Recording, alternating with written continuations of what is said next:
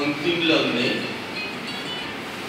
আমরা কি কতটি বুঝেছি, কতটা নিয়েছি, তার নিদর্শন স্বরূপ যাদের যাদের প্রশ্নে আমরা এখানে পেয়েছি, তারা তাদের মনে সংশয় জেগেছে বা বুঝে তাদের মনে হয়েছে এটা আরো ভালো করে জেনে নেওয়া দরকার। কেউ কেউ বা এটা জানেন হয়তো, দেখি মহারাজ কি বলেন, এরকমভাবেও অনেকে কথাগুলি লিখেছেন। আমি আমার সামর্থ্য অনুযায়ী উত্তর দেওয়ার চেষ্টা করব, হয়তো এর থেকে আরো ভালো উত্তর পাওয়া যেতে পারে। আমরা যদি আবিধানিক অর্থ খুঁজি একরকম জানব, যেমন অজ, অজ, অজ, এটা কেউ আবিধানিক অর্থ নিয়ে ছাগল এই কথাটি বলতে পারে। আবার একজন সাধক ঋষি সে অজ কথাটার আরো বিরাট অর্থ করতে পারে, তিনি নিত্য, যিনি মৃত্যুরহিত। সুতরাং এই কথাগুলো আরো ব্যাপক অর্থ হতে পারে। আমরা এখানে যাদের প্রশ্ন পেয়েছি তাদের সেই প্রশ্নগুলোকে আমরা যথাসম্ভব উত্তর দেওয়ার চেষ্টা করছি। এখানে একজন লিখেছেন পাশ্চাত্য দর্শনের যে আইডলিজম, সেটা নিয়ে একটু বলতে গিয়ে বলেছেন যে শেষ তার অনেকটাই লিখেছেন। লিখে সৌম্য ঘোষ তিনি লিখেছেন, মানে বিজ্ঞানের ব্রহ্ম কিভাবে ইচ্ছা করে এই স্থূল জগৎ সৃষ্টি করেন। ব্রহ্ম সৃষ্টি করেন না। ব্রহ্ম যখন নির্গুণ নিরাকার তখন ব্রহ্ম, যখন ব্রহ্ম শক্তি যুক্ত হয় তখন সগুণ হয়, তখন শক্তি যুক্ত হয় এবং তখনই তিনি সৃষ্টি করেন। সেই জন্য ব্রহ্ম নির্গুণ নিরাকার বলা হয়েছে। এখানে যখন তিনি সগুণ অর্থাৎ শক্তি যুক্ত হচ্ছেন, ব্রহ্মার শক্তিকে যদিও অগুণ বলা হয়েছে, কিন্তু তিনি যখন সগুণ হয়, শক্তিযুক্ত হয়, তখন তিনি সৃষ্টি করে থাকেন। ব্রহ্মের আর এক রূপ বলা হয় শক্তি। সেখানে শক্তিযুক্ত যখন হয় তখনই তিনি সৃষ্টি করেন, কিন্তু নিরাকার অবস্থাতে তিনি সৃষ্টি করেন না। এখানে একটু প্রশ্নের মধ্যে রয়েছে,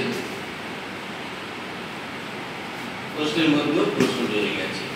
এখানে আর একটি প্রশ্ন দিয়েছেন যিনি, সেটা হচ্ছে সন্ধ্যা গায়ত্রীতে লয় হয়, গায়ত্রী আবার ওঙ্কারে লয় হয়, ঠাকুর বলেছেন, এর অর্থ কি? গায়ত্রী শব্দের অর্থ কি? আমরা জানি ব্রাহ্মণরা গায়ত্রী মন্ত্র জপ করেন, তিনি তো সূর্য, ঠিকই সূর্যের উপাসনা। গায়ত্রী মন্ত্র হচ্ছে সূর্যের উপাসনা। আমরা রামকৃষ্ণের সঙ্গে পারিবারিক জীবনে যারা ব্রাহ্মণ ঘরে জন্মগ্রহণ করেন তারা উত্তরাধিকার সূত্রে দ্বিজ বা ব্রাহ্মণত্ব লাভ করেন। এই ঐতে যখন হয় তখন তারা গায়ত্রী মন্ত্র পান। কিন্তু আমাদের রামকৃষ্ণ পরিমণ্ডলে ব্রাহ্মণ অব্রাহ্মণ নির্বিশেষে 4-5 বছর ব্রহ্মচর্য অবলম্বন করার পর যখন ব্রহ্মচর্য ব্রত দেওয়া হয় তখন এই গায়ত্রী দেওয়া হয়। তখন কিন্তু আমরা বলি না সাবিত্রী গায়ত্রী। সাবিত্রী গায়ত্রী অর্থাৎ শক্তি, এই শক্তি উপাসনা। সূর্যই তো সমস্ত শক্তি, তেজের উৎস। তার থেকে যদি সূর্য উদয় না হয়, 1 সপ্তাহের মধ্যে কি পরিবর্তন আসবে সামাজিক যারা বিজ্ঞানের ছাত্র অনুমান করছেন। কোনো গাছ আর ছাত্রে তার খাবার তৈরি করতে পারবে না, ফলে গাছের পাতাগুলো সবুজ থেকে হলুদ হয়ে যাবে এবং গাছ যখন খাবার পাবে না গাছের রং হলুদ হবে। শুধু তাই না, অক্সিজেনের সাপ্লাই দিতে পারবে না। সমগ্র মনুষ্য সম্প্রদায় বা যারা এই অক্সিজেনের উপরে নির্ভরশীল তারাও কিন্তু হাঁপাতে শুরু করবে এবং তারাও আস্তে আস্তে নিঃশেষ হয়ে যাবে। সুতরাং সূর্যই হচ্ছে সমস্ত তেজ শক্তির উৎস, সেখান থেকে আমরা প্রার্থনা করি। এখানে বলা হয়েছে গায়ত্রী সন্ধ্যাতে লয় হয়, গায়ত্রী আবার ওঙ্কারে লয় হয়। গায়ত্রী এরকম একটি শক্তি মন্ত্র বা সাবিত্রী গায়ত্রী জাতি বা শক্তির উৎস, তৎসত্ত্বেও ওঙ্কার যুক্ত না হলে মন্ত্রে পরিণত হয় না। ওঙ্কার হচ্ছে প্রণব, যা যে কোনো মন্ত্রের সঙ্গে যুক্ত হয়। গুরু তার নির্দিষ্ট নিয়ম অনুসারে এখানে কটা ওঙ্কার দেবে। একটা রেল খুব বড় দেখছে, তার সঙ্গে ইঞ্জিন কটা দেবেন সেটা তারাই বোঝেন যারা রেলগাড়ি বিশেষজ্ঞ। একটা পিছনে একটা সামনে দেবে কিনা বা একটা ইঞ্জিন দিলে চলবে কিনা সেটা তারাই জানে। ঠিক তেমনিভাবে আচার্য যারা তারাই ঠিক করবেন কোন এখানে কটা যুক্ত হবে। আমরা যে আচার্যের কাছ থেকে এই ব্রহ্মচর্য আমরা মন্ত্র পেয়েছিলাম, আমাদের যিনি ব্রহ্মচর্য দিয়েছিলেন স্বামী প্রজ্ঞানন্দজি, যিনি তন্ত্র বিশেষজ্ঞ, যার তন্ত্রের উপর অনেক বই আছে, সঙ্গীতের উপর অনেক বই আছে, ভারতীয় সঙ্গীতের উপরে রাগ রাগের উপর বই আছে, তার হিস্ট্রি অফ ইন্ডিয়ান মিউজিকের উপর বই আছে, যার বই রবীন্দ্র ভারতী বিশ্বভারতীতে পড়ানো হয়। যে মিউজিক করেন যারা তার বই পড়েন। তিনি খুব একজন দক্ষ আচার্য ছিলেন, শুধু না তন্ত্র অভিষিক্ত ছিলেন, স্বামী অভেদানন্দ মহারাজের দীক্ষিত ব্রহ্মচিত্র সন্ন্যাস। তিনি এই গায়ত্রী মন্ত্র যখন দিতেন তখন 3টে ওঙ্কার যুক্ত করতেন 3 জায়গায়। সেটা কোন কোন জায়গায় সেটা এই মঞ্চে বলার সুযোগ নেই। সুতরাং সেটি তাদেরই দিতেন যারা এটি উপাসনা করবেন, গায়ত্রী মন্ত্র উপাসনা করবেন, তাদের সেভাবে দিতেন। সুতরাং ওম বা প্রণব না যুক্ত হলে সেখানে লয় বা সে শক্তি যুক্ত হয় না, তাতেই শক্তি এবং তাতেই লয়। তো এরভাবে হয়তো অর্থটা এরকম হতে পারে, এর থেকেও হয়তো আরো ভালো কিছু অর্থ হতে পারে। আমরা এ নিয়ে আরো চর্চা করলে আরো আমরা জ্ঞাত হব। এরপরে একটি প্রশ্ন আছে, সেটি অনেক সময় আমরা আমাদের এমন ভ্রম হয় নাকি এমন মনে হয় যে আমরা জীবনের দৈনন্দিন কাজে বেশি মত্ত হয়ে যাই, ঈশ্বরকে তেমনভাবে মনে করি না। তারপর আবার সেই কষ্ট পায়, ধাক্কা খাই, তখনই আবার ঠাকুরকে বেশি করে ডাকতে শুরু করি। তখন কি ঠাকুর ডাকবেন? ঠিক এরকম কথা নয়। অনেকে স্বতঃস্ফূর্তভাবে রাম নাম করে, কেউ ধাক্কা খেয়ে রাম নাম করে। আমরা একটু আগে মহারাজ বলছিলেন মন্ত্রটি মননাথ রায়তে ইতি মন্ত্র, যা মনন করলে আমি পরিত্রাণ পাই। আমি খুব বিপদে পড়েছি, আমাকে তখন বলে দিতে হয় না তুমি কৃষ্ণ মন্ত্র বলো বা রাম মন্ত্র বলো বা কালী মন্ত্র বলো, বলতে হয়। তখন কিন্তু আমি ওই বিপদ থেকে পরিত্রাণ পাবো, তখন একটা রাম রাম বা কালী কালী বলতে থাকি। এটা বলতে থাকি কারণ মননাথ রায়, মনন করলে যা মনন করলে আমি পরিত্রাণ পাবো, আমি রক্ষা পাবো, তাই হচ্ছে মন্ত্র। ঠিক এইভাবে আমরা বিপদে পড়ে শুধু না, আমরা যদি সেটাকে ভালোবেসে মনন করি তাহলে সেটাই আমাদের কাছে যা মনন করলে আমার বিপদ থেকে আমাকে রক্ষা করে, আমার বিপদ থেকে আমাকে বাঁচায়। সেজন্য আমরা বিপদ থেকে বাঁচবো বলেই ঈশ্বরের একটি নাম করতে থাকি, সেটাই হয়ে যায় মন্ত্র। এখানে ঠিক তাই না, ঠাকুর তখন রাগ করেন না। এটা এই যে বলা হলো, প্রশ্নটা ঠিক গুছিয়ে বলা হয়নি। সুতরাং এখানে ঠাকুর রাগ করার কিছু নেই। আর এখানে ঠাকুরকে তখন ডাকতেছিল, আমরা প্রচুর খাই। তবে এখানে মা একটি কথা বলেছেন, স্বল্প অল্পস্য ধর্মস্য তায়তে মহাসভ্যা, গীতার কথা। মা সেটিকে আরো সহজ করে বলেছে। মা জয়রামবাটি ব্রাহ্ম ব্রহ্মী, সেই জন্য তিনি এত সরল করে বলেছেন, সেটা আমাদের প্রত্যেকের মনে থাকে। যে ঈশ্বরের নাম করে সেখানে কি, যেখানে ভাল যেত সেখানে ছুট যাবে। এই কথাটি মা বলছে, তখন এর মধ্যে আমাদের একটি কথা বোধগম্য পরিষ্কার, আমরা হয়তো বিরাট বিপদের সম্মুখীন হতে পারতাম, কিন্তু তার নাম করি বলে অল্প বিপদের মুখে একটুখানি কেটে গেল, রক্তপাত হলো কিন্তু মাথাটা গেল। এরকম হতে পারে। দেখুন না, কি বিরাট বিরাট ঝঞ্ঝা হচ্ছে, প্রাকৃতিক ঝঞ্ঝা, ভূমিকম্প, সমুদ্র পাহাড়টাই তো নেমে যেতে পারত। কত মানুষ, কত কি ধ্বংস হতে পারত। সেখানে দেখা গেল এমন এক জায়গা থেকে একটু ধস নামলো, সেখানে জনসাধারণের ভাগাভাগের খবর নেই। তাহলে এই যে বহু মানুষ ঈশ্বরকে ডাকছেন, কত মুনি ঋষি পাহাড়ের গিরিকন্দরে বসে এখনো দিন রাত ধ্যানে ডুবে আছে। তারা কাজের জন্য এই জগৎকে একটা আধ্যাত্মিক শক্তি, তাদের সেই নাম জপের মধ্য দিয়ে একটা আধ্যাত্মিক বাতাবরণ তৈরি হচ্ছে, যে বাতাবরণে আমি সবাই রক্ষা পাচ্ছি। সুতরাং যেখানে ঈশ্বরের নাম হবে সেখানে ভাল যাওয়ার জায়গায় আমরা সুখ যাবে। মায়ের এই কথাটি আমরা মনে রাখতে পারি। আমাদের তো বিপদ আসবে না তা নয়, তবে তা আবার চলেও যাবে, এটি মা বলেছেন। সুতরাং এটি আমাদের কোনো চিন্তা নেই। আমরা জেনে অজানে জানতে যদি ঠাকুরের নাম করি, তাতে আখেরে আমাদেরই কল্যাণ। ঈশ্বরকে ডেকে কেউ বিভেদ হয় না। ঈশ্বরের নাম করে কারোর মাথা খারাপ হয় না, নাম না করেই বরং মাথা খারাপ হয়। সেজন্য ঈশ্বরকে গোপালে থেকে যদি গোপাল বলেও কেউ ডাকে, তারও তিনি সাড়া দেবে, এটা আমাদের বিশ্বাস। সুতরাং ঈশ্বরের প্রতি যত বিশ্বাস হবে, ততই আমাদের প্রত্যেকেরই মঙ্গল।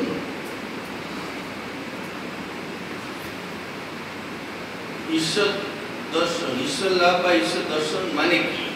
এই কথাটি এটা খুব ব্যাপক অর্থে ঈশ্বর দর্শন বা ঈশ্বর লাভ, এই কথাটি আমরা বারবার উচ্চারণ করছি এবং ঠাকুরের কথার মধ্যে বলা হয়েছে মানুষের জীবনের উদ্দেশ্য ঈশ্বর লাভ। এটিকে আমরা রামকৃষ্ণ পরিমণ্ডলের ছোটবেলা থেকে গুরুজনদের কাছ থেকে যা শুনে এসেছি, বলছি কতগুলো সূক্ষ্ম অনুভূতি তৈরি হয়। ঈশ্বর লাভ মানে দুটি সিং বাজায়। আমরা মায়ের কথার মধ্যে পাচ্ছি যে দুটি সিং বাজাবে না, বা এই মানুষটি আরো 5 ফুট বেড়ে যাবে বা দেখতে অন্যরকম হয়ে যাবে, তা নয়। এই মানুষ যেমন মানুষ তেমনই থাকবে, কিন্তু তার মধ্যে সূক্ষ্ম অনুভূতি তৈরি হবে, সূক্ষ্ম উপলব্ধি হবে। তাকে দেখলে, তার কাছে গেলে আমরা ঈশ্বরের সমস্ত সম্বন্ধে যে কোনো প্রশ্নে যেমন আমাদের সম্মুখীন হয়, তাকে দেখলেই তখন মনে হবে যে উনি যেন ঈশ্বরের এক প্রতিকূল। তার কাছ থেকে আমরা সব কিছু জানতে পারি। সুতরাং ঈশ্বর সান্নিধ্য আমাদের প্রত্যেকেরই দরকার আছে।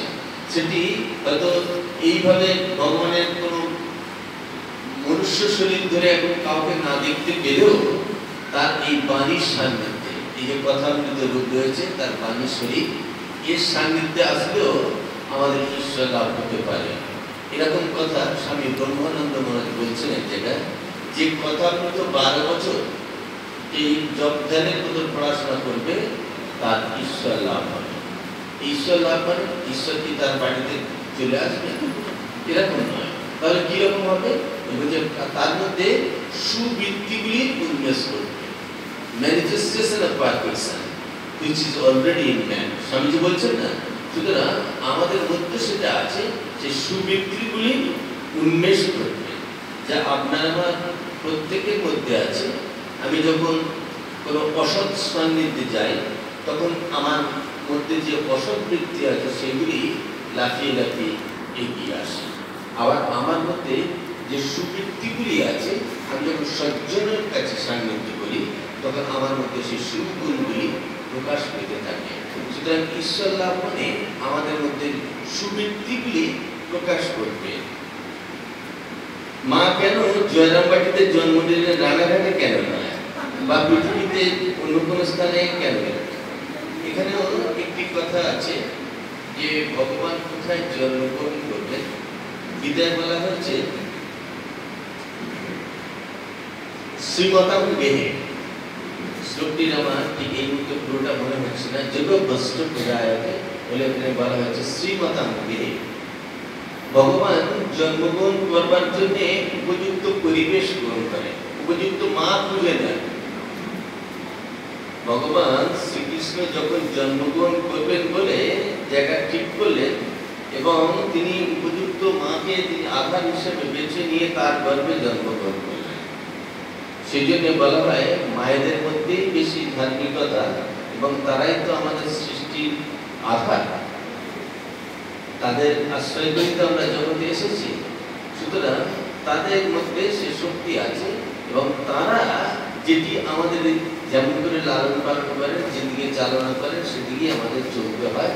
এটি যেমন, এবং তারাও এই মা যেমন শক্তি, ভগবানের মাতৃরূপ হচ্ছে মা শারদা বা ভগবতী।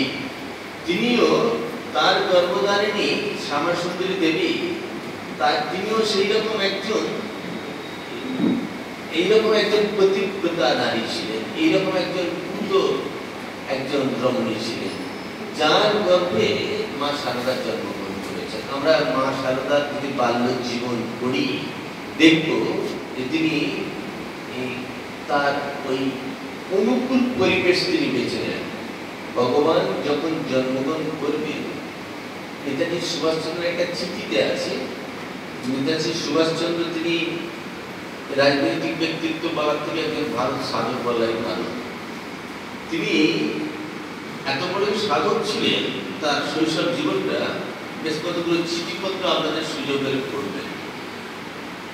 তার শতবর্ষতে একবার লিখতে বলা হয়েছিল, কয়েকটি চিঠিপত্র নিয়ে একটু কাজ করতে গিয়ে দেখেছি যে বলছেন ভারতবর্ষ সবচেয়ে পূর্ণ স্থান, ভগবান এতবার আর কোথাও জন্মগ্রহণ করেননি।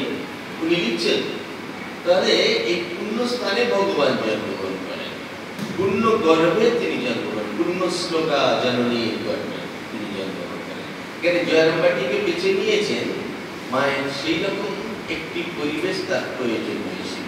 এবারে মা এখানে জন্মগ্রহণ করেছেন। আবার নদিয়াতে যখন শ্রী চৈতন্যের সঙ্গে এসেছিলেন, সেও জায়গাটিতে পূর্ণস্থান।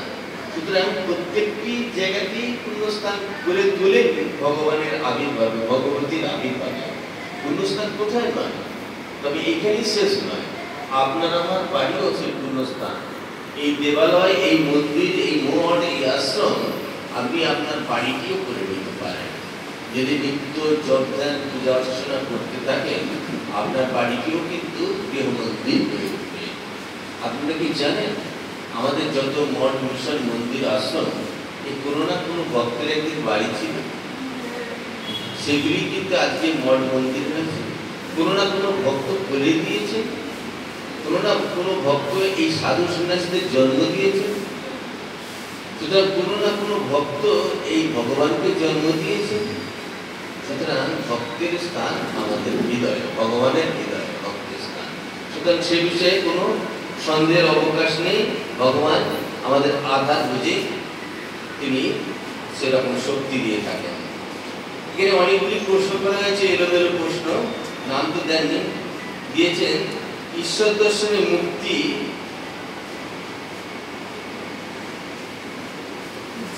মুক্তি বলে যারা ঠাকুরমা স্বামীজিকে দর্শন করেছে সকলেই তখন মুক্ত, তাই তো? আমি কি মুক্ত হতে চাই? আজকে আপনি আমি সবাই ঠাকুরমা স্বামীজির কথা শুনছি, জানছি, কিন্তু আমি কি মুক্ত হতে চাই? প্রথমে এটা প্রশ্ন। শ্রীরামকৃষ্ণ বলছেন, মানুষগুলো যদি সত্য হতো, সৎ হতো, আমার পুরোটা সোনা দিয়ে ধরে দিতাম। তাহলে সবাই কি তাই সেই কথা চেয়েছে মানুষ? আমরা কি সবাই মুক্তি লাভ করতে চাই? আমরা কি মুক্ত হতে চাই? যদি হতে চাই তাহলে এ এক মুহূর্তে হয়ে যাবে। আমি তখন আলোচনা করতে করতে সেখানে একবার থেমে গিয়েছিলাম হঠাৎ বিপর্যয়ের ফলে। সেখানে মা বলছে নির্বাসনাই মুক্তি। বিদেশের কি কোনো বাসনা আছে? যখন তার মৃত্যুর কথা শুনলেন, ও কি বাসনা মুক্ত? যদি কোনো বাসনা নিয়ে মৃত্যু হয় তাহলে আবার তার জন্ম হবে। ও যদি নির্বাসনা হয়ে থাকে, বাসনা মুক্ত হয়ে থাকে, তাহলে আর জন্ম হবে না। সেজন্য মা বলছে নির্বাসনাই মুক্তি। আমাদেরও তাই, আপনাদের ক্ষেত্রেও তাই। আমরা যে যত বাসনাহীন হতে পারবো, বাসনা যত আমাদের কম হবে, ততই কিন্তু আমি জানবেন ক্রমশ ক্রমশ ঈশ্বরের দিকে এগিয়ে যাচ্ছি। এই বাসনাই হচ্ছে বদ্ধতা, আবদ্ধতা, এই মায়া, মোহ, এইগুলিতে আমাদের আবদ্ধ করে। মাকে বেশি ভালোবাসলে ঠাকুর বা স্বামীজি কি রাগ করবে? এই প্রশ্নগুলি একদমই ছেলে মানুষের প্রশ্ন। তবে রাগ করার অর্থ তো হয় না। কি কারণে রাগ করবে? আপনি যদি বাবাকে বেশি ভালোবাসেন, আপনার মা কি রাগ করেন? আপনার মাকে যদি আপনি বেশি ভালোবাসেন, আপনার বাবা কি রাগ করবেন? এটা করবেন না। সুতরাং তারা তো আমরা বলি একে তিন তিনে এক। এর আগে বলা হয়েছে একে তিন তিনে এক, যে ঠাকুর তিনি স্বামীজি, ঘরের হাতে ঠাকুরের হাতের যন্ত্র মা বলছেন। সুতরাং তার রাগ করা নেই। আমরা ঠাকুরমা স্বামীজির 3 দিনের কথা শুনেছি, অভেদানন্দজির কথা শুনিনি। তিনিও ঠাকুরের একজন সন্তান। তার একটা কথা এই প্রসঙ্গে বলি, তিনিও ঠাকুর হবেন। এটা কি তিনি নিজে বলছেন। তার নিজে বলাতে মানবো কেন? আমিও তো পড়াশোনা করতে পারি, আমারও তো মাথা আছে। এই কালী মহারাজ যখন অবেদানন্দ হননি, ঠাকুরের সান্নিধ্যে গেছে, ঠাকুর তাকে প্রথম দর্শনে জিওব্যাগ মন্ত্র লিখে দিয়েছে। এর বাবা ছিলেন, কালী মহারাজের বাবা ছিলেন রসিকলাল চন্দ্র। তিনি কলকাতায় আইনটোলা অঞ্চলে একজন ইংরেজি শিক্ষক মহাশয় এবং বিখ্যাত রসিক মাস্টার, যার ছাত্র স্বামীজি বাবা। চিন্তা করতে পারেন, স্বামীজি অবেদানন্দের সমসাময়িক, 3 বছর ছোট বড়, কিন্তু স্বামীজির বাবা বিশ্বনাথ দত্ত হচ্ছে রসিক মাস্টারের ছাত্র। মানে রসিক মাস্টার এরকম প্রতিষ্ঠিত মাস্টার মশাই। তাহলে বোঝা যাচ্ছে রসিক মাস্টারের বয়সকালের ছেলে অবেদানন্দজি বা কালী মহারাজ। এবং অবেদানন্দজিকে আমাদের গিরিশবাবু বলতেন যে, কালী মহারাজ, তোমার বাপের মানের ভয়ে আমি স্কুল ছেড়ে দিয়েছি। গিরিশবাবু ছিলেন এই রসিক মাস্টারের ছাত্র, আমাদের বিশ্বনাথ দত্ত ছিলেন রসিক মাস্টারের ছাত্র, ছিলেন তৎকালীন নাট্যকার সুশীল ঘোষ, এটা সব বিখ্যাত বিখ্যাত ব্যক্তিগত ছিলেন এই রসিক মাস্টারের ছাত্র। ঠাকুরও বলতেন তাকে রসিক মাস্টার। এবার অবেদানন্দজি যখন রয়েছেন কাশীপুরে, সেই সময় একদিন অবেদানন্দজিকে আনতে গিয়েছে অবেদানন্দজির বাবা রসিক মাস্টার।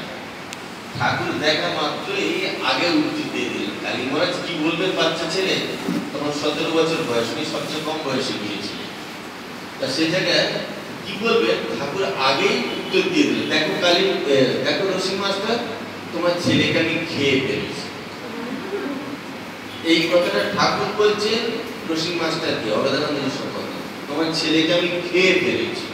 এবার খেয়ে ফেলেছি মানে কি বুঝবে বলতো, মাথা খেয়ে ফেলেছে, পাড়ার পুরোটা মাথা খায়, এরা বুঝলো খেয়ে ফেলেছি। তোর বলতে আমি ফটফট করে ঢুকে যাবো। স্বামীজিকে বলছে না ঠাকুর, বলছে কালীকে আমি খেয়ে ফেলেছি। রসিক মাস্টারকে বলছে, রসিক মাস্টার এত কোনো প্রশ্ন উত্তর করেন। তৎকালীন একজন বিখ্যাত ইংরেজি শিক্ষক এবং অবেদানন্দ মহারাজ ইংলিশ মিডিয়ামে পড়েছে, ফলে আমেরিকায় 25 বছর স্বচ্ছন্দে তিনি বেদান্ত প্রচার করেছেন। স্বামীজি একটি চিঠিতে লিখেছেন, আমি যা পারিনি কালী তা করেছে। আমি 3 বার আমেরিকাতে করাঘাত করেছি, কেউ দরজা খোলেনি, একটা ভাড়া বাড়িতে থাকতে হয়েছে, কিন্তু কালী তা রূপায়ণ ঘটিয়েছে। উনি বলছেন, আমি স্বপ্ন দেখেছিলাম, কালী সে আমার স্বপ্নের রূপ দিয়েছে। এবং কালীমাকে চিঠিতে লিখছেন যে, তুমি যে আমার স্বপ্নটাকে সার্থক করেছো, এতে আমি এত আনন্দ পেয়েছি, তোমাকে বলে বোঝাতে পারবো না, আনন্দে মারা যাবো। স্বামীজি বলছেন যে, তুমি আমার স্বপ্নটাকে সার্থক করেছো, রূপ দিয়েছো, এতে যে আমি আনন্দ পেয়েছি, সে আনন্দ আমি মুখে বোঝাতে পারবো না, কিন্তু এই আনন্দে আমি মারা যাবো, যে আমার স্বপ্ন সার্থক হয়েছে, আমার এটা ছিল শেষ স্বপ্ন। এই যে কথা উনি লিখছেন, তোমার সঙ্গে আমার দেখা হয় না, এটাও উনি লিখেছেন, আর দেখাও হয় না, মারাও হয়েছে। এই কথাটি অবেদানন্দজি তার স্মরণ সভা হচ্ছে 1902 সালে 4 জুলাই তার শরীর যাওয়ার, মানে আমেরিকায় স্মরণ সভা হচ্ছে, অবেদানন্দজি তখন আমেরিকা, সেই স্মরণ সভাতে অবেদানন্দজি উল্লেখ করছেন যে এইরকম প্রফেট জগতে আর জন্মায়নি। তাদের সামনে বলছে, যারা যীশু খ্রিস্টকে শ্রেষ্ঠ বলে মনে করেন, মোহাম্মদকে শ্রেষ্ঠ বলে মনে করেন, সেই রকম একটি রাষ্ট্রে তিনি বলছেন, পৃথিবীতে আর কোথাও এইরকম একটা প্রফেট জন্মগ্রহণ করে, স্বল্প আয়ু নিয়ে জগৎকে এক লহমায় কাঁপিয়ে দিয়ে যাওয়ার মতো, স্যাক করে দেওয়ার মতো জন্মায়। আমার সৌভাগ্য, অবেদানন্দজি লিখছেন, আমি এই মহাত্মার সঙ্গে, আমার জ্যেষ্ঠ গুরু ভাইয়ের সঙ্গে 3টি কন্টিনেন্টে থেকেছি, যার এই বিরল অভিজ্ঞতা আর কারণ নেই, একমাত্র আমি, এরকম বলছেন উনি। এবং উনি বলছেন, স্বামীজি বলছেন, আমি যখন চলে যাব, আমার বার্তা আমার এই প্রিয় গুরু ভাইয়ের কণ্ঠে ধ্বনিত হবে। স্বামীজি যেন তাকে এনকল করে গেছে, বলছে যে আমার বার্তা, ফার্স্ট তাকে বক্তৃতা দিয়ে বলেছিলেন আমেরিকার একটি, সেটা ইংল্যান্ডে একটি খ্রিস্টীয় থিওসফিক্যাল সোসাইটিতে, an introduction of philosophy of Panchadashi, সেটা নিয়ে অবেদানন্দজি প্রথম বক্তৃতা দেন। অবেদানন্দজি প্রথমে রাগারাগি করেছে, কি ব্যাপার, তুমি হঠাৎ করে ডাকলে চলে এলাম, আবার বক্তৃতা দিতে হবে, আবার এই ইংরেজিতে, আবার এই পঞ্চদশী, বা তুমি যে আমাদের বরানগর মঠে, আলমবাজার মঠে সবসময় বেদান্ত নিয়ে তর্ক করতে, কালী বেদান্তি, কালী তপস্বী, তুমি যে তর্ক করতে তোমাকে কেউ হারাতে পারতো না, তুমি যে অজেয় অপরাধেয়, সুতরাং তুমি ওই বেদান্তের কথাই এখানে বলবে। তা প্রথম বক্তৃতাই দিল সেরকম কঠিন কাজ, যে যেটা করবে তাকে সেটাই চালাতে হবে। তো সেই পথে স্বামী তাকে চালালেন। এবার হলো কি, ওই যখন বক্তৃতাটা দিলেন স্বামীজি খুব মাথা নাড়ছে। স্বামীজি বেছে নিলেন এই একটি উপযুক্ত উত্তরসূরি পেয়ে গেছে, সুতরাং এবার আমি ছুটি নেব। ঠিক এটা কিন্তু বেছে নিল, কিন্তু ভবিষ্যৎ দোষটা। এরপরে তাকে জিজ্ঞেস করতে হবে তুমি কেন মাথা নাড়ছো, আমি ভুল করছি না। যেভাবে রোজনের ভয়েস ক্যারিং পাওয়ার, তোমার এমন অনুরাগী কণ্ঠস্বর জনগণকে আকর্ষণ করে রাখবে, আমি এরকমই চেয়েছিলাম। আর তারপরে বলেছে বক্তৃতার পরে উনি নিজেই মাইকটা ধরে রেখে বললেন, even if I perish out from this plane, my message will be sounded to this jersey and the world will hear it. আমি যখন জগতে থাকবো না, তখন আমার বার্তা, আমার কথা, আমার এই প্রিয় গুরু ভাইয়ের কণ্ঠে জগৎ শুনবে। শুনেছিল কি 25 বছর তিনি শুনিয়েছিলেন। এবং তিনি যখন ভারতে এলেন তখন স্বামীজি মাকে এবং ঠাকুরকে এই তিনজনকে তিনি উইজাবোর্ড একটি বিশেষ বিদ্যা তিনি জানতেন। পাশ্চাত্য ছিলেন, তাকে এগুলোকে শিখতে হয়েছিল তাদের প্রশ্নের উত্তর দেওয়ার জন্য, মানে প্ল্যান চেক করে আরেকজনকে আনা। এবং তার কথাটা ঠিক সেই রকমই, একটু 19 হবে না। আপনারা যে কথাগুলো পড়ে বুঝবেন স্বামীজির ভাষা ঠিক স্বামীজির মতো, মায়ের ভাষা ঠিক মায়ের মতো, ঠাকুরের ভাষাটা ঠিক তেমনই। হ্যাঁ, তো সেই বিষয়টি তিনি আমেরিকা থেকেই তাদের প্রশ্নের উত্তর দেওয়া। তিনি তো প্রথমে গিয়েছিলেন যোগী হিসাবে, যোগ শিক্ষা ঠাকুর বলেছিলেন, তারা বেদান্ত বলছিলেন। এবারে তাদের প্রশ্নের উত্তর দিতে গিয়ে যে মানুষ মৃত্যুর পর কোথায় যায়, তাকে পুনর্জন্ম হবে, এই সব প্রশ্নের উত্তর দিতে গিয়ে কিন্তু যোগী পারে তার পূর্বজন্মের কথা বলতে। কেবলমাত্র আমাদের মধ্যে যে কোনো একটা শিশু দেখবে যে পূর্বজন্মের সব কথা বলে দিচ্ছে, যেন তার পূর্বজন্মে তার যোগ শিক্ষা ছিল। আমরা তাকে জাতিস্বর আরো রকম বিশেষণে উপাধি দিয়ে ভূষিত করি, কিন্তু এগুলি তাদের পূর্বজন্মের শক্তি। তা কালী মহারাজ সেই পূর্বজন্মের শক্তি ছিল বলেই তিনি সেগুলি করতে পারতেন। তা আমরা যে প্রসঙ্গে বলতে গিয়ে বললাম যে রাগ করার কিছু নেই। ঠাকুর খুশি হয়েছিলেন, স্বামীজি খুশি হয়েছিলেন, মা খুশি হয়েছিলেন যখন তিনি কলকাতায় রামকৃষ্ণ বেদান্ত পাঠ করেন। বলছে স্বামীজির একটা ইচ্ছে ছিল যে কলকাতা, প্রপার কলকাতায় একটা বেদান্ত প্রচার কেন্দ্র হোক। তা সেটা অবদানন্দের হাত দিয়ে হয়েছিল। আমরা যেখানে আমাদের রামকৃষ্ণ বেদান্ত মঠ, এটা আপনারা হয়তো অনেকে জানেন, অনেকে জানেন না। কলকাতাতে প্রথম 3টি অঞ্চল ছিল, সুতানুটি, গোবিন্দপুর ও কলকাতা, এই তো 3টি। তার মধ্যে রামকৃষ্ণ বেদান্ত মঠ যে লোকেশন সেটা হচ্ছে সুতানুটি। প্রপার কলকাতা বলতে যেগুলি বোঝায়, গোবিন্দপুর হচ্ছে বড়বাজার অঞ্চলটি, আর ভোটুলিয়াম এই অঞ্চলটিকে বলা হয় কলকাতা, যেটাকে রাজভবন অঞ্চলটিকে বলা হয়। তা সেই 3টি জায়গার মধ্যে অন্যতম প্রধান একটি কেন্দ্রস্থান, যেখানে শোভাবাজার রাজবাড়ি অঞ্চলটাকে এটিকে বলা হয় সুতানুটি। যে শোভাবাজার রাজবাড়িরই জায়গা কিনে তিনি এই রামকৃষ্ণ বেদান্ত পাঠ করেছিলেন এবং সুতানুটি অঞ্চলে। এটিও ঠাকুরের ইচ্ছে। যখন তিনি এই মন্দিরে ঠাকুরের ছবি বসাচ্ছেন, ভবিষ্যৎবাণী হচ্ছে এবং তিনি আহ্বান করছেন যাবৎ চন্দ্র সূর্য দিবাকর, যতদিন চন্দ্র সূর্য থাকবে ততদিন তুমি এখানে ঠাকুর বসো। এবং দেখছে একটি এমন কিন্তু খুব পরিবর্তন। তিনি 1939 পর্যন্ত স্কুল শরীরে ছিলেন। এটি যখন করছেন 1937-এ, তার বেশ প্রবীণ মানুষ, উনি 74 বছর বেঁচে ছিলেন। তৎকালীন দিনে যারা 50-60-এর কোটায় গিয়েছেন, উনি 74 বছর বেঁচেছিলেন। একমাত্র মহাপুরুষ সমাজ 80 বছর বেঁচেছিলেন। তা উনি ওই বুড়ো গোপাল মহারাজ ওনার 80 বছর বেঁচেছিলেন। উনি 74 বছর তখন প্রবীণ মানুষ। যখন এই মন্দির করছেন তখন ঠাকুর, মা, স্বামীজি, ব্রহ্মানন্দ মহারাজ সবাই তাকে আশীর্বাদ দিচ্ছেন, একটা পুষ্প বেশ। এই যে পরিবেশগুলি, এগুলি তুমি মনন করলে অনুভব করা যায় যে একটি পরিবেশ, একটা দিব্য আধ্যাত্মিক পরিবেশ তৈরি হয়।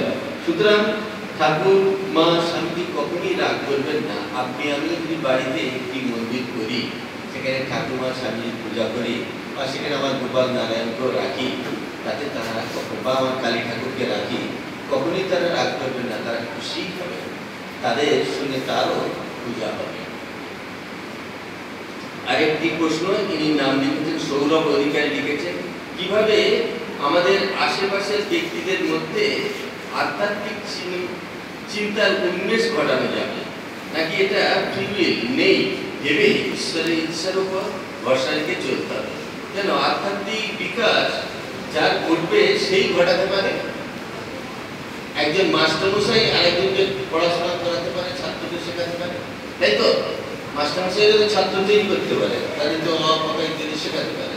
সুতরাং যার মধ্যে আধ্যাত্মিক উন্মেষ ঘটবে সে অপরকে সেই আধ্যাত্মিক উন্মেষ এটা পড়ানো করা গুরুমুখী বিদ্যা। এই যে দশনামী সন্ন্যাসী সম্প্রদায় আচার্য শঙ্কর যার প্রতিষ্ঠাতা, তার পরম্পরা করে কোনো বই দেখে আপনি তাকে গেরুয়া পড়ে যেমন তা পারবেন না। আপনি একটা গেরুয়া কাপড় পরে একটা আশ্রমে যাবেন, অন্যান্য সাধুরাই আপনাকে পিটিয়ে পারবে, জনগণ না। কারণ তারা বলে ভাই তুমি তো কাক, তুমি মই তুলছে লাগিয়ে ময়ূরের দ্বারে। সুতরাং এটা পরম্পরা করে গুরুমুখী বিদ্যা। সুতরাং আধ্যাত্মিক বিদ্যাও যার মধ্যে স্ফুরণ ঘটবে, যে পড়াশোনা করবে, যে জানবে এই আধ্যাত্মিকটা, সে নিজেই বেছে নেবে কিভাবে তার আধ্যাত্মিক বিদ্যা স্ফুরণ ঘটাতে হবে, কিভাবে বিতরণ করতে হবে অপরকে। আজকে যদি বলেন আপনি বলুন আমাদের এখানে কি করে আমরা বিতরণ করবো? আপনার এখানে অনেকে শিক্ষক শিক্ষার্থী আছে, আশা করি আপনাদের অনেক কিছু করার আছে। আপনাদের বাতাবরণ থেকে আপনারা শুরু করতে পারেন। যে লেখাপড়া জানে না তাকে একটু বই পড়তে শেখান, যে নাম সই করতে পারে না তাকে নাম সই করতে শেখান। দেখবেন সে যখন পড়বে সে নতুন আলো পাবে, সে যখন নাম সই করতে পারবে সে নতুন সাথে জীবন খুঁজে পাবে। যে নিরন্তর, তাকে আপনার বাড়ি থেকে অনেক খাবার, অভেদ খাবার, তার থেকে একদিকে তাকে দিন। আপনার বাড়িতে অনেক বস্ত্র থাকে, একটা বস্ত্র দিন একজন দুষ্ট মানুষকে দিয়ে দেখুন তার আনন্দ কিরকম। আপনি করে যত আনন্দ পান, সে করলে দেখবেন আপনি আরো বেশি আনন্দ পাবেন। আপনি খেয়ে যত আনন্দ পান, আর একজনকে দেখতে খাওয়ান, দেখবেন আপনি আরো বেশি আনন্দ পাবেন। সুতরাং এই আনন্দ তো আমরা আধ্যাত্মিক জগৎ থেকে শিখেছি। এই আনন্দগুলো কিন্তু আপনার মধ্যে স্ফুরণ হবে। যত ঈশ্বরের দিকে এগিয়ে যাবেন, তত আপনার মধ্যে থেকে একটা আনন্দের ফুলধারা প্রবাহিত হয়ে থাকবে। আমাদের উপনিষদটা বলছে আনন্দ দীপ খুলবে মানি উদাহরণ যায়। আমরা প্রত্যেককে আনন্দেই জাত হয়েছি, আনন্দই করি এবং পরিশেষে আনন্দ লোকেই মিশে যেতে চাই। শুধু আনন্দম আনন্দম। আজকে এই পর্যন্ত জয় রামকৃষ্ণ।